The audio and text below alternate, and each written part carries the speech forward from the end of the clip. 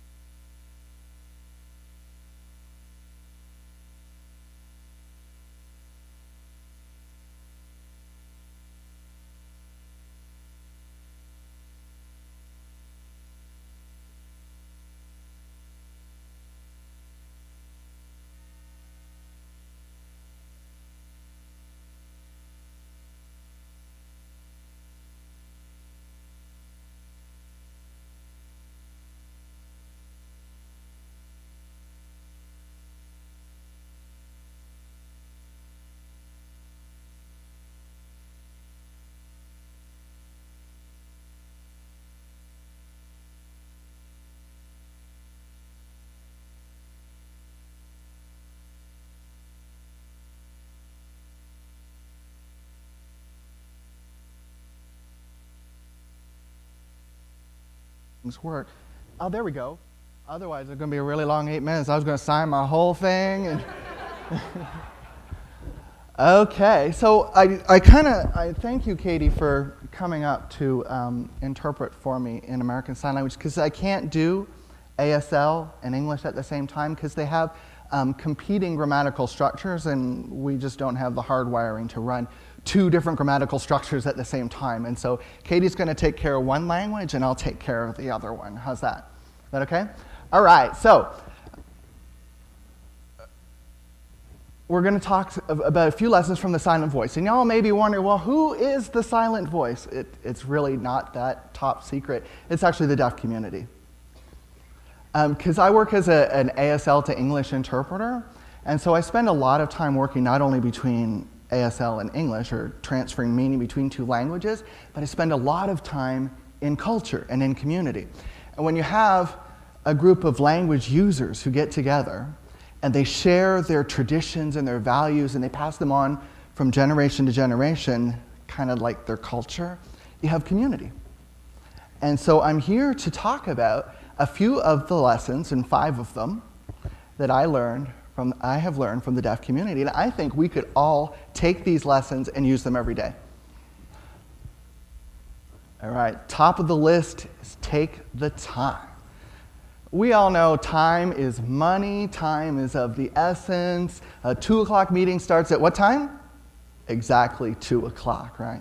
And that's a really polychronic, or rather monochronic version of time. The deaf community, on the other hand, they're more polychronic. They value the moment. They value the relationship. They would rather take that moment and ignore the hour hand. And so I challenge you all just to take an extra moment as you're interacting with people. Next on the list is the eyes habit. Now, for very obvious reasons, ASL is a visual language, and so eye contact is so important. But how many of y'all walk down the hall and don't ever make eye contact with anyone?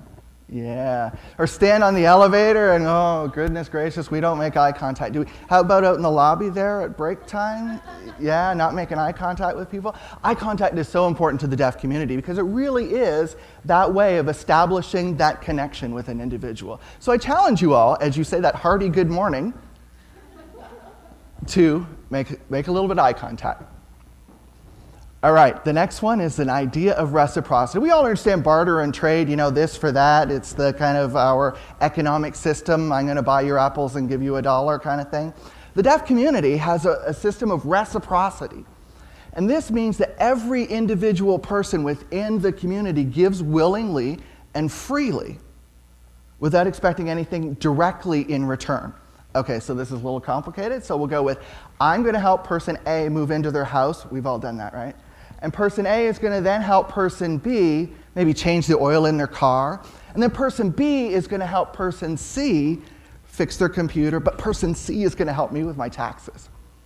And so it's kind of like karma or pay it forward. It's a system of reciprocity. And it's really cool because the whole community gets to benefit from all of the experiences and the skills from every other member. So I would encourage you all to give freely, because it'll come back.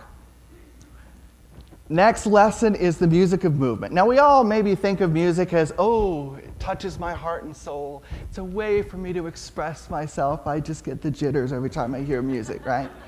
I would suggest to you that perhaps movement can serve the same function for the deaf community. Maybe, for example, you have heard a concert of waves hitting the rocks. Maybe you have seen the rock and roll of bees dancing in the beehive. Perhaps you have been lulled to sleep by the embers of a fire. Or maybe you've even seen the line dancing of traffic at a busy intersection. So I would challenge you all, just for a moment every day, to not only stop and smell the roses, but while you're there, take a deep breath and just enjoy the symphony of music, of movement around you. Not so hard. Last one on the list is just a spoonful of patience. We have a fast, want it now kind of world, but we know, for example, that ASL has only been recognized as an official language for about 50 years now. It's no longer gesture. We don't think of it as mime or really cool, gross movements. We know now, for example, the Modern Languages Association says that ASL is the 4th most taught language in colleges and universities across this entire country. It's required a little bit of patience. We no longer institutionalize deaf people or put them in insane asylums because of their deafness. That too has taken a bit of patience. We don't call deaf people deaf and mute, and we certainly don't call them deaf and dumb. And they are not impaired, nor do they need to be fixed. That has taken a little bit of patience. And so I would challenge you, when it's hurry up and kind of crazy, to just exercise an extra spoonful of patience. So, the lessons are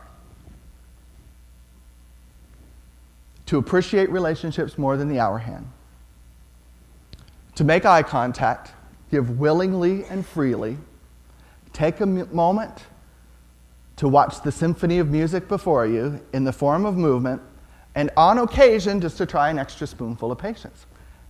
And that's it. And so, in closing, I want to thank you for allowing me to share the valuable lessons that I have learned and continue to learn from the deaf community. And of course, I want to thank Katie for being the best 3D graphic anyone could arrange for.